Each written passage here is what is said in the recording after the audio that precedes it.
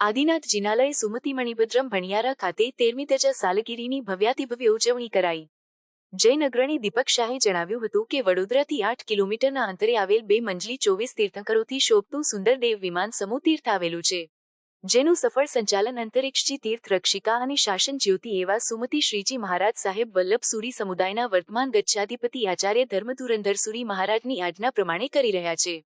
દરમિયાનમાં તીર્થના ટ્રસ્ટી જયેશ શાહે જણાવ્યું હતું કે આ શુભ પ્રસંગે તીર્થ ખાતે પંચાનિકા મહોત્સવનું દિવ્ય આયોજન કરવામાં આવ્યું હતું તથા દેશની પવિત્ર નદીઓના જળ તથા માટી અને ઔષધયુક્ત પવિત્ર જળ દ્વારા ભગવાનની 17 ભેદી પૂજા ભણાવવામાં આવી હતી.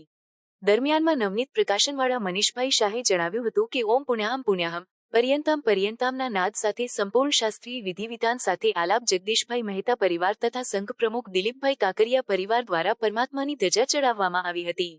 સાધ્વીજી મહારાજે મોટી શાંતિનો જાપ કર્યો હતો અને જૈનોના 24 તીર્થંકરની ડેરીની ધજાઓ પણ જુદા જુદા લાભાર્થી પરિવારોએ ચડાવી હતી અને હાજરા હજુર માણીભદ્ર વીરની ધજા ભક્તિભાવપૂર્વક ચડાવવામાં આવી હતી.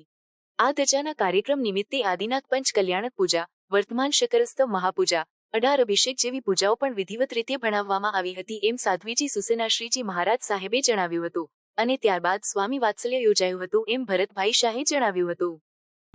આજે સુમતિ મણિભદ્રપુરમ જૈન તીર્થમાં આદેશ્વર ભગવાનના દેરાસરમાં 13 વર્ષ એટલે 13મી આજે ધજા ચડી. 13 વર્ષ પૂરા થયા, 13મી ધજા ચડી અને ધજા વખતે આખો સંઘ ઉપસ્થિત હતો અને બધાએ ઠાઠ માટથી ધજા ફરકાવી અને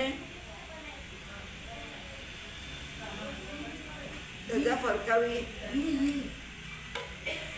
અને પરમાત્માને આંગી ચાંદીના સિક્કાથી કરવામાં આવી હતી, ચાંદીની ગિન્નીથી કરવામાં આવી હતી અને એ ચાંદીની ગિન્ની બધા જ ભક્તો તરફથી જ આપવામાં આવેલી.